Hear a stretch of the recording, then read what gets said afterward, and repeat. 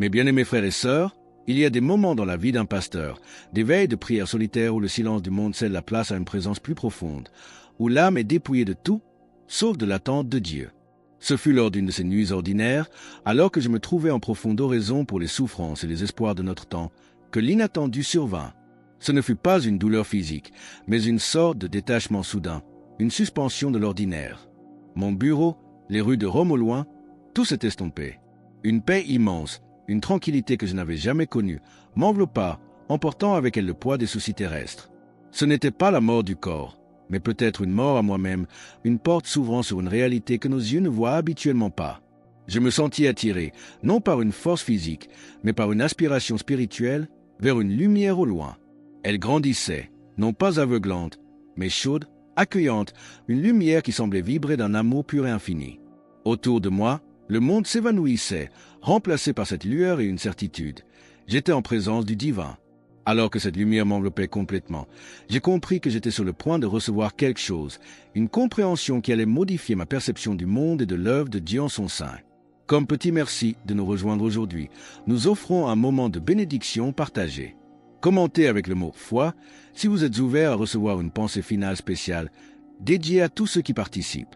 Et s'il vous plaît, appuyez sur « j'aime » si vous appréciez ces moments. Cette expérience n'était pas une simple vision. C'était une immersion dans le cœur même de la vérité, une vérité qui, je le savais, devait être partagée. Dieu, dans sa sagesse infinie, choisit parfois de révéler des trésors cachés pour éclairer le chemin de ses enfants, comme il est dit en Isaïe 45, 3. « Je te donnerai des trésors cachés, des richesses enfouies, afin que tu saches que je suis l'Éternel qui t'appelle par ton nom. » Restez bien avec nous, car au fur et à mesure que ce récit se déroule, nous découvrirons ensemble une perspective divine qui pourrait bien ébranler vos certitudes et renouveler votre foi. Car au seuil de cette lumière, une voix puissante, pleine d'une autorité douce, résonna au plus profond de mon être, non pas pour me rappeler, mais pour me préparer à voir. Et ce que j'allais voir concernait une partie de l'humanité dont l'histoire et la destinée spirituelle ont été longtemps voilées, une vérité qui, une fois révélée, a le pouvoir de nous choquer par sa beauté et sa profondeur. Alors que j'étais attiré plus profondément dans cette lumière céleste, ce n'était plus un simple tunnel, mais un royaume de pure énergie spirituelle, vibrant de vie et d'une harmonie indescriptible. Sur les côtés de ce passage lumineux, je percevais, non avec les yeux du corps mais avec ceux de l'âme, une multitude d'esprits bienveillants. Des formes scintillantes, comme des vagues d'énergie pure, se tenaient là, observant mon passage. Je ne pouvais distinguer leur visage, mais je savais qu'il s'agissait d'âmes qui m'avaient précédé dans l'éternité, une véritable communion des saints. Certaines me semblaient familières, comme si un lien ancien nous unissait, tandis que d'autres étaient inconnues, mais tout émanait une même aura de paix et de bienvenue. Elles ne parlaient pas avec des mots, mais leur esprit communiquait directement au mien, m'assurant que j'étais en sécurité, aimé et sur le point de comprendre des mystères profonds. C'était un sentiment d'appartenance et d'amour universel que je n'avais jamais ressenti avec une telle intensité. Cette grande nuée de témoins dont parle l'Épître aux Hébreux, Hébreux 12h01, semblait m'entourer et me soutenir dans cette progression vers le cœur de la lumière. À chaque pas, je me sentais plus léger, comme si les fardeaux de ma mission terrestre, les préoccupations du monde, se dissolvaient. Puis, au terme de ce passage lumineux, il se tenait là, une figure d'une majesté et d'une gloire inexprimables, rayonnant une lumière qui n'émanait pas de l'extérieur, mais de lui-même. Sa présence était une force écrasante d'amour, de paix et de puissance, tout en un. Sans l'ombre d'un doute, je savais que je me tenais devant notre Seigneur Jésus-Christ. Je ne pouvais ni bouger ni parler. Tout ce que je pouvais faire était ressentir, et ce que je ressentais dépassait l'entendement humain. Dans son regard, j'ai vu non pas ma vie, mais peut-être le reflet de l'histoire de l'humanité, avec ses joies, ses peines, ses errances et ses retours vers la grâce. Il n'y avait aucun jugement dans ses yeux, seulement une compréhension et une compassion infinie. Puis, il parla, sa voix comme le tonnerre et le murmure à la fois. « Tu n'es pas ici par hasard. » Avant que je puisse formuler une question, il leva la main et tout changea. Je n'étais plus dans ce passage lumineux, mais dans un lieu hors du temps et de l'espace, un lieu où les vérités divines sont révélées. C'est là qu'il commença à me montrer une vérité concernant les peuples d'ascendance africaine, une vérité longtemps cachée, qui allait changer à jamais ma manière de comprendre le plan de Dieu pour toute l'humanité. Quel était ce secret divin, sur le point d'être dévoilé? Alors que je me tenais en présence du Christ, dans cet état de contemplation profonde, il étendit la main, non pas pour me toucher, mais pour dévoiler. Devant moi, Des images commencèrent à se former, des tableaux vivants faits d'énergie pure et de lumière divine. La première vision fut celle d'une Afrique ancienne, vaste, d'une beauté resplendissante, baignée d'une lumière dorée. Je vis des civilisations florissantes, des peuples empreints d'une sagesse profonde, d'une résilience admirable et d'une puissance spirituelle manifeste. Ils n'étaient ni brisés ni faibles aux yeux de Dieu. Ils étaient manifestement dotés d'une connexion particulière au divin. La voix du Seigneur résonna alors, non pas en mots audibles, mais comme une connaissance infuse au plus profond de mon âme. Le monde a souvent mal interprété leur histoire et leurs valeurs. Ils ont reçu des dons uniques, une force spirituelle et une connaissance des mystères divins que beaucoup ont cherché à occulter ou à diminuer à travers les âges. La vision se transforma, devenant plus sombre, plus douloureuse. Je vis des chaînes, des navires traversant les océans, des peuples arrachés à leur terre ancestrale. Je ressentis la souffrance, la douleur de générations à qui l'on disait qu'elles étaient moins que ce qu'elles étaient réellement aux yeux de leur Créateur. Et puis, une compréhension encore plus troublante, des forces spirituelles à l'œuvre en coulisses, s'efforçant intentionnellement de supprimer cette vérité, de voiler leur véritable identité et leur héritage divin. Le Seigneur me fit comprendre. L'oppression n'était pas seulement physique, elle était aussi spirituelle. Car si la plénitude de leur identité et de leurs dons avait été reconnue et honorée, l'équilibre spirituel du monde en aurait été transformé. Mon cœur de pasteur était ébranlé. Ce n'était pas seulement une leçon d'histoire. C'était la révélation d'une bataille spirituelle séculaire, d'une tromperie aux racines profondes dont une grande partie du monde ignorait l'ampleur. Les Écritures nous rappellent que Dieu n'oublie jamais les opprimés et que toutes les nations sont appelées à lui, comme le chante le psaume 68. 32.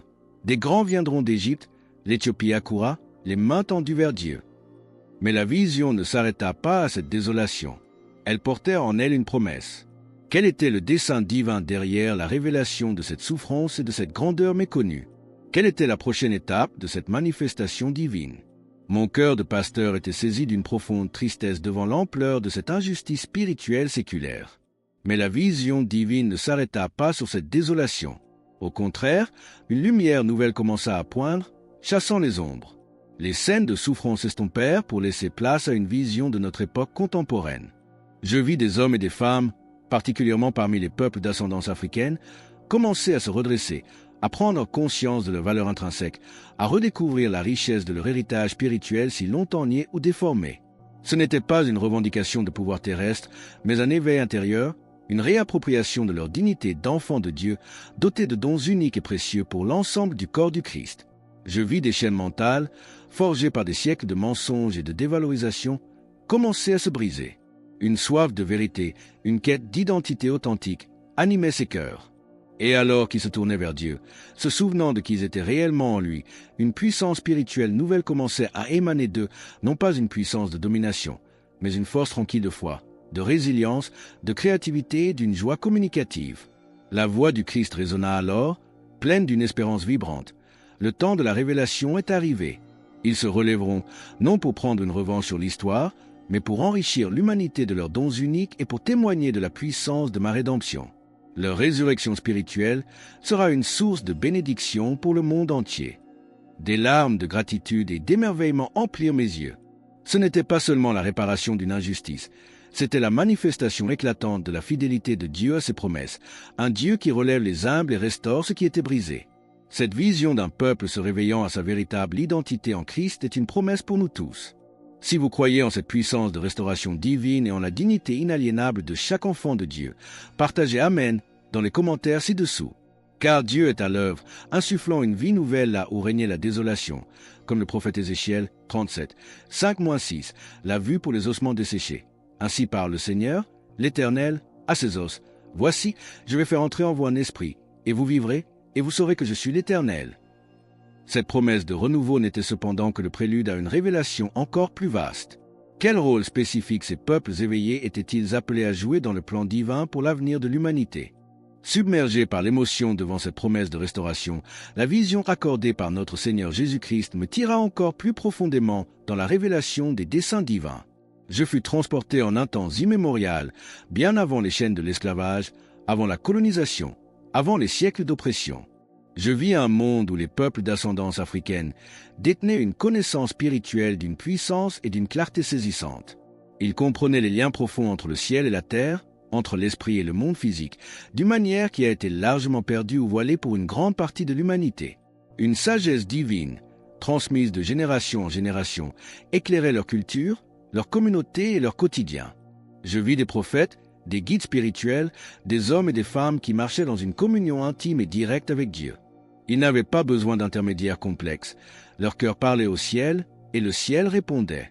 Le Christ, avec un regard mêlé de tristesse et d'amour infini, me fit comprendre la raison pour laquelle cette lumière fut si ardemment combattue. C'est précisément à cause de cette sagesse divine et de cette connexion spirituelle profonde qu'ils furent ciblés. Les forces qui cherchent à dominer le monde craignent ceux qui portent en eux une telle lumière et une telle connaissance directe de ma vérité. Car cette sagesse défie les mensonges sur lesquels le pouvoir terrestre sans Dieu cherche souvent à se construire. Mon esprit était bouleversé. Les tentatives pour effacer leur culture, pour déformer leur foi, pour nier leur identité prenaient alors un sens encore plus tragique. Ce n'était pas seulement une question de contrôle ou de cupidité humaine. C'était une bataille spirituelle pour éteindre une lumière divine, pour priver le monde d'une source unique de sagesse. Pourtant, alors même que je contemplais cette sombre réalité, la vision se mua en une démonstration de la puissance invincible de l'esprit. Car, malgré des siècles d'oppression, malgré les tentatives acharnées pour les anéantir spirituellement, leur esprit ne fut jamais véritablement brisé. Leur connexion intrinsèque à Dieu, bien que souvent souterraine et éprouvée, n'a jamais été rompue. Le Seigneur poursuivit: ils portent en eux quelque chose d'indestructible, une étincelle divine que nulle force terrestre ou ténébreuse ne peut éteindre. À cet instant, je compris. Il ne s'agissait pas de haine, ni de division, ni de créer une nouvelle hiérarchie. Il s'agissait de restauration. Il s'agissait de dévoiler la vérité cachée pour que l'équilibre divin soit rétabli. Car la sagesse de Dieu est mystérieuse et cachée, comme le dit saint Paul dans 1 Corinthiens 2h7, mais Dieu désire la révéler pour le salut et l'édification de tous. Cette étincelle indestructible, cette sagesse préservée malgré tout, était-elle destinée à rester cachée? Ou le Seigneur avait-il un plan pour qu'elle illumine à nouveau le monde? La profondeur de cette révélation sur l'héritage spirituel des peuples d'ascendance africaine et sur l'étincelle divine indestructible qu'ils portent en eux me laissa dans une sainte crainte. Mais la vision conférée par notre Seigneur ne s'arrêtait pas à la contemplation du passé ou à la reconnaissance d'une endurance cachée. Elle s'ouvrit alors sur l'avenir, sur une promesse en train de s'accomplir. Devant mes yeux spirituels, une nouvelle scène se dessina, celle d'un grand éveil. Je vis des multitudes, de toutes nations, mais avec une clarté particulière pour les fils et filles d'Afrique et leurs descendants à travers le monde, se lever comme d'un long sommeil.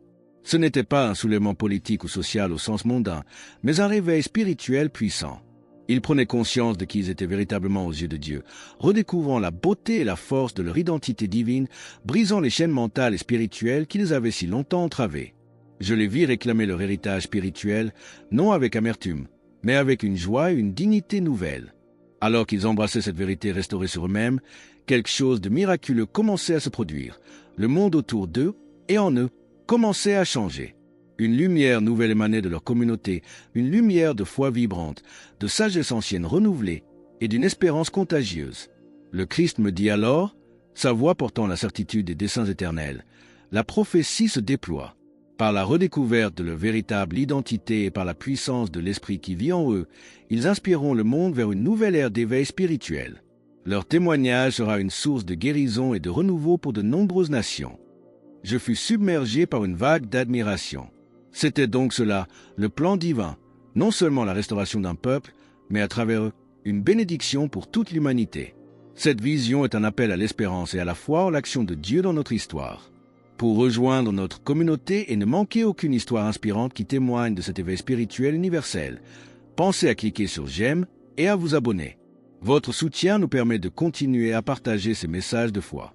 Cet éveil est une promesse divine, rappelant les paroles du prophète Joël, Joël 2h28. Après cela, je répandrai mon esprit sur toute chair. Vos fils et vos filles prophétiseront. Le Seigneur me montrait que j'avais un rôle à jouer, celui de partager cette révélation. Mais la vision n'était pas encore terminée. Si un tel éveil était en cours, quelles seraient les réactions des forces qui s'étaient si longtemps opposées à cette vérité? La vision de cet éveil spirituel, si puissant et porteur d'espérance, fut suivie d'une prise de conscience solennelle. Le Seigneur me montra que cette montée de la vérité et de la lumière ne se ferait pas sans opposition. Une grande bataille spirituelle était engagée, non pas une guerre entre nations avec des armes physiques, mais un combat contre les forces de la tromperie, de la peur et de la division qui cherchent à maintenir l'humanité dans l'obscurité et la servitude spirituelle. Je vis que des épreuves et des secousses seraient nécessaires pour que le monde se dépouille de ses illusions et se tourne vers la vérité. Ces tremblements, qu'ils soient des crises personnelles, sociétales ou même des désordres dans la création, ne sont pas la fin, mais les douleurs d'un enfantement, le prélude à un renouveau plus profond, si l'humanité choisit de se tourner vers son Créateur. Car après les tribulations, après la purification des scories du mensonge, une nouvelle aube se lèverait. Le Christ me montra alors un monde où la vérité sur l'identité divine de tous les peuples, et particulièrement la reconnaissance de la dignité et des dons spirituels des peuples d'ascendance africaine si longtemps voilés, brillerait sans entrave. Un monde où les chaînes de l'oppression spirituelle seraient définitivement brisées. La voix du Seigneur retentit alors avec une clarté finale. La bataille ultime a commencé, mais la victoire appartient à ceux qui marchent dans la vérité et l'amour. Le monde doit être secoué pour pouvoir être restauré. N'ayez pas peur. Puis, aussi soudainement que j'avais été emporté, je me sentis ramené, mon esprit réintégrant la plénitude de ma conscience ordinaire, ici, dans la prière. J'étais secoué jusqu'au plus profond de mon être, mais rempli d'une résolution nouvelle. Ce n'était pas seulement une vision, c'était un mandat. Le monde doit savoir. Chaque âme doit être invitée à cet éveil. Les paroles de l'Apocalypse 21, 4-5 résonnent avec cette promesse. Il essuiera toute larme de leurs yeux, et la mort ne sera plus, et il n'y aura plus ni deuil, ni cri, ni douleur, car les premières choses ont disparu. Et celui qui était assis sur le trône dit, « Voici, je fais toutes choses nouvelles. » Mes frères et sœurs, ce que j'ai vu est un appel urgent à la conversion, à l'espérance et à l'action. Le temps de l'ignorance est révolu. Le temps de la restauration est arrivé. Alors que nous concluons sur cette vision d'un avenir rempli de la promesse de Dieu, malgré les défis, nous vous invitons à déclarer votre foi. Commentez « Jésus est roi ci-dessous » pour affirmer cette vérité avec nous.